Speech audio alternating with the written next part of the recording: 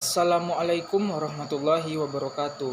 Saya Irfan Musi Al-Razas dari kelas 12 M3. Pada kesempatan kali ini saya akan membahas tentang peran umat Islam pada masa penjajahan dan kemerdekaan. Peran umat Islam pada masa penjajahan. Proses perjuangan umat Islam dalam melawan penjajahan Portugis, Spanyol, Inggris, dan Belanda dimulai dari awalnya berasal dari kerajaan-kerajaan yang ada di Indonesia.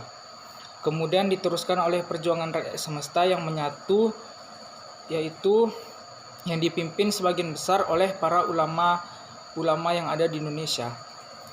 Perjuangan ini dirintis sejak dari perlawanan kerajaan Islam dan dilanjutkan dengan munculnya pergerakan-pergerakan nasional ataupun pergerakan sosial di daerah tertentu.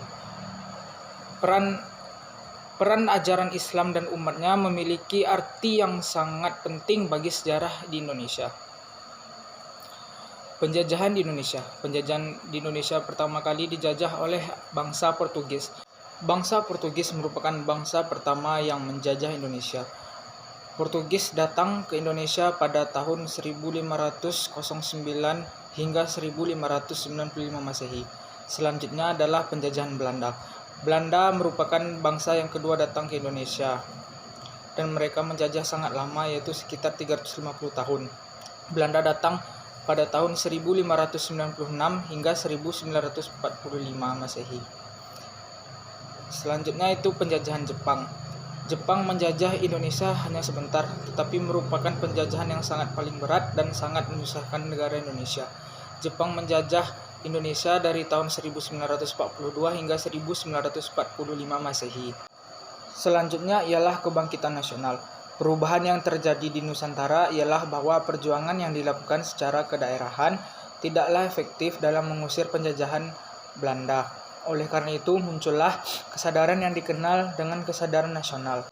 Berdirinya Budi Utomo.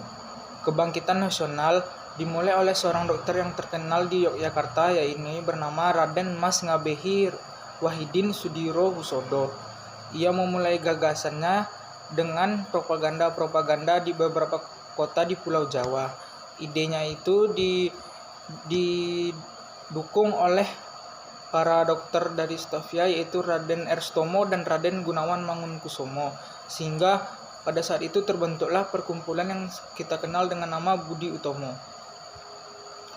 Selanjutnya ialah berdirinya organisasi Islam dan Partai Islam di Indonesia. Organisasi Islam yang pertama kali berdiri yaitu adalah Sarekat Islam. Raden Mas Tirto Adisuryo mendirikan Sarekat Dagang Islam di Jakarta. 2 tahun berikutnya dibukalah cabang pertamanya di Bogor. Pada tahun 1911 didirikan Sarekat Dagang Islam di Bogor oleh Haji Samanhudi. Yang sebelumnya Haji Samanhudi diajak masuk ke Sarekat Dagang Islam oleh Tirto Adisuryo. Dalam perkembangannya, Sarekat Dagang Islam berubah nama menjadi Sarekat Islam. Pada saat Cokroaminoto masuk ke Sarekat Dagang Islam, gerakan ini akhirnya mampu dan berani untuk melawan monopoli dan penjajahan yang dilakukan oleh Belanda. Kemunduran yang dialami oleh partai politik dan organisasi Islam seakan mendapatkan kekuatan lagi setelah Jepang menggantikan posisi Belanda melalui perjanjian Linggarjati. Jepang berusaha mengakomodasi 2 kekuatan, yaitu Islam dan nasionalis.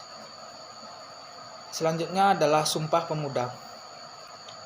Atas dorongan Perhimpunan Indonesia melalui majalah Indonesia Merdeka, diadakanlah suatu ikrar dalam Kongres Pemuda pada tanggal 28 Oktober 1928 yang kita kenal dengan Sumpah Pemuda. Dengan demikian, tumbuhlah tekad baja bahwa perjuangan melalui kedaerahan tidaklah mungkin mempunyai kekuatan yang besar untuk menjajah Belanda. Adalah perjuangan memperoleh kemerdekaan. Perjuangan untuk memperoleh kemerdekaan digerakkan oleh berbagai pergerakan, baik yang berdasarkan nasionalisme maupun Islam. Pengaruh yang mendorong pergerakan tersebut adalah jiwa keagamaan yang ikut serta mendorong laju perjuangan mereka untuk mencapai kemerdekaan.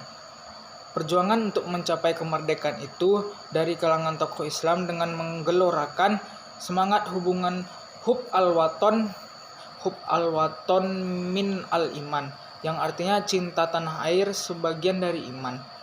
Semboyan tersebutlah yang membuat kaum muslim Indonesia membela tanah air, karena jika tidak terlibat maka terdapat kekosongan sebagian iman dalam jiwa mereka. Hanya sekian yang dapat saya sampaikan. Apabila ada kesalahan dan kekurangan mohon dimaafkan. Wabillahi taufiq wal hidayah. Assalamualaikum warahmatullahi wabarakatuh.